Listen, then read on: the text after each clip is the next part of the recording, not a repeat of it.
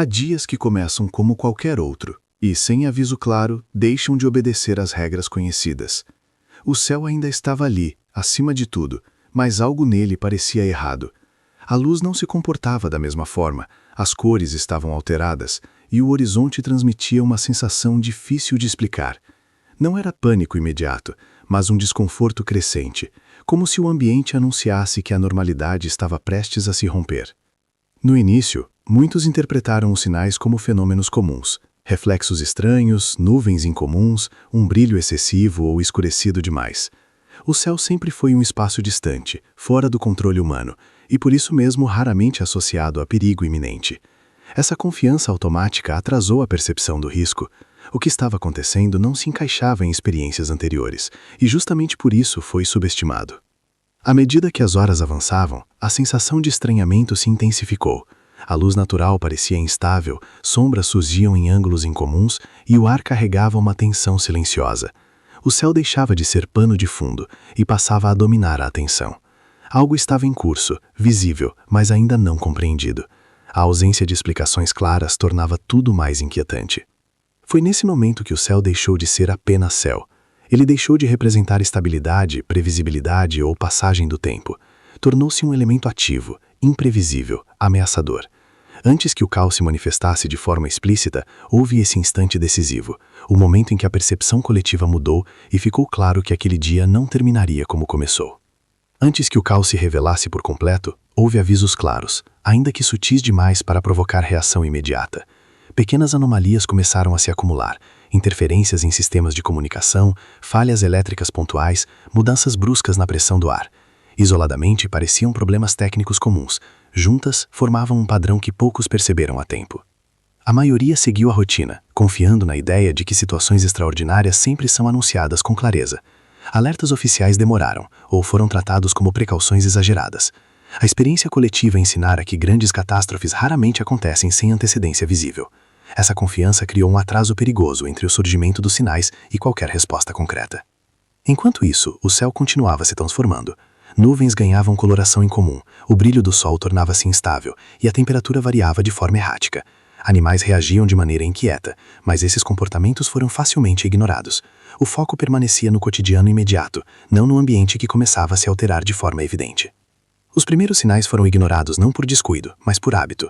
A normalidade funciona como um filtro poderoso, capaz de suavizar ameaças até que seja tarde demais. Quando os indícios deixaram de ser sutis, a oportunidade de preparo já havia se perdido. O céu já havia cruzado um limite, e o mundo, distraído, ainda tentava entender o que estava acontecendo. A transição não foi gradual. Em questão de minutos, a luz natural começou a desaparecer de forma abrupta, como se algo tivesse sido colocado entre o céu e a terra. O que antes era um dia comum mergulhou em uma penumbra densa, artificial, difícil de explicar. Não era uma noite comum, nem uma simples tempestade. Era um escurecimento profundo, irregular, que engolia o horizonte. As sombras se alongaram de maneira antinatural, pontos de referência desapareceram e a orientação visual tornou-se instável. Cidades acenderam luzes antes do horário, apenas para vê-las falhar logo depois. O contraste entre claridade e escuridão produziu confusão imediata. As pessoas pararam, olharam para cima e perceberam, quase ao mesmo tempo, que algo havia fugido completamente do controle. O silêncio que precedeu o caos foi breve, mas marcante. O ar parecia mais pesado, o som se comportava de forma estranha, e a sensação térmica oscilava sem lógica aparente. O dia havia sido interrompido, a sequência natural do tempo havia sido quebrada, e isso produziu um efeito psicológico imediato. Se o dia podia desaparecer, qualquer coisa podia acontecer. Quando o dia virou noite, a compreensão coletiva mudou. Já não se tratava de um fenômeno curioso ou desconfortável, mas de uma ameaça real. A ausência de luz não era apenas visual, ela representava a perda de previsibilidade. Foi nesse instante que o medo deixou de ser abstrato e passou a se instalar de forma concreta, preparando o terreno para o caos que viria em seguida. A escuridão ainda não havia se estabilizado quando o céu revelou sua face mais violenta. Pontos luminosos começaram a surgir acima, rompendo a noite artificial com rastros incandescentes. No início pareciam distantes, quase belos à primeira vista. Em poucos segundos ficou claro que não se tratava de um espetáculo inofensivo. O fogo estava caindo do céu. Fragmentos ardentes atravessavam a atmosfera em alta velocidade, iluminando brevemente o caos abaixo antes do impacto. Alguns explodiam a tocar o solo, outros incendiavam tudo o que encontravam pelo caminho. O céu, antes apenas estranho e ameaçador, tornava-se agora uma fonte direta de destruição. Não havia direção segura, nem abrigo garantido. O pânico se espalhou de forma imediata. As pessoas correram sem saber para onde, guiadas apenas pelo instinto. Áreas abertas tornaram-se letais, mas estruturas fechadas também não ofereciam segurança real. O fogo vinha de cima, imprevisível, atingindo locais aleatórios. A lógica de proteção comum deixou de funcionar em questão de instantes. O impacto psicológico foi devastador.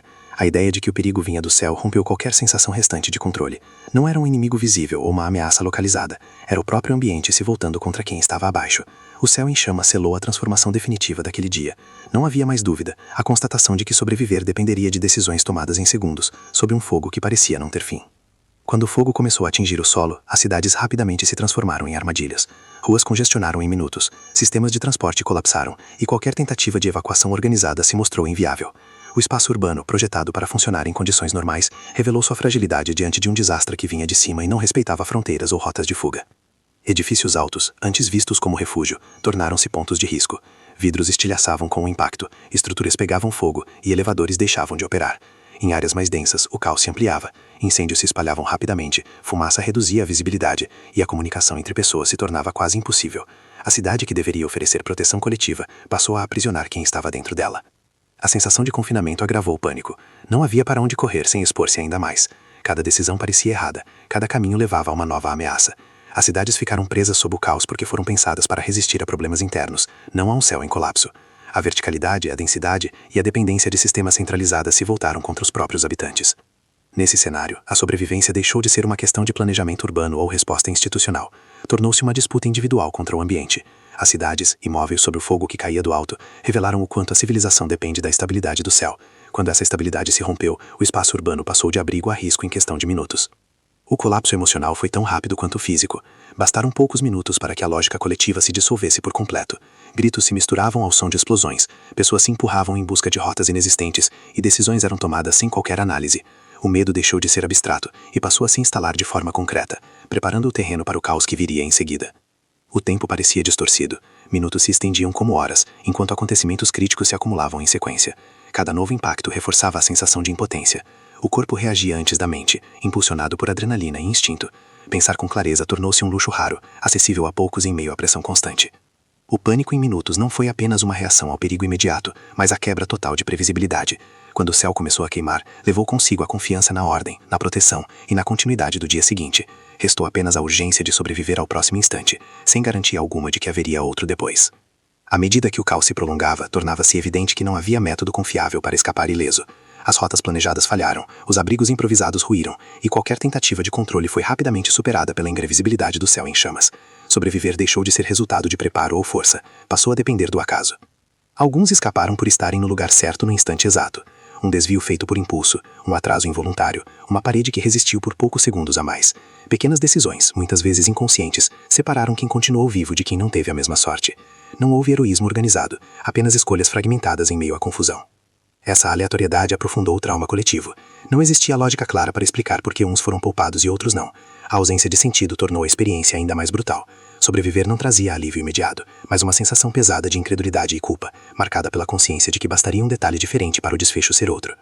Quando o fogo começou a diminuir e o céu deu sinais de exaustão, os sobreviventes não celebraram. Permanecer vivo parecia menos uma vitória e mais um acidente estatístico. O caos havia redefinido o valor da existência. Naquele dia, continuar respirando não foi um mérito, foi um acaso cruel em meio a um céu que decidiu arder. Quando o fenômeno finalmente cessou, restou uma pergunta incômoda, impossível de ignorar. Diante de um céu que deixou de cumprir seu funcionamento mais básico, proteger, iluminar, manter a ordem natural, até que ponto a resistência humana seria suficiente? O evento não destruiu apenas estruturas e cidades, abalou a noção de segurança que sustenta a vida moderna.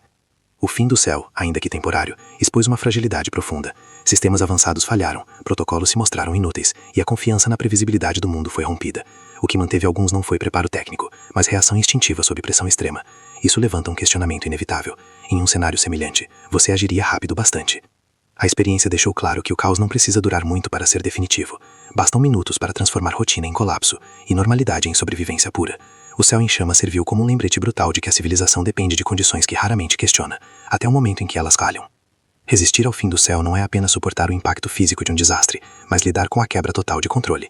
A verdadeira pergunta não é se o mundo poderia enfrentar algo assim novamente, mas se, quando acontecer, ainda haverá tempo para entender o que está acontecendo, antes que o céu volte a pegar fogo.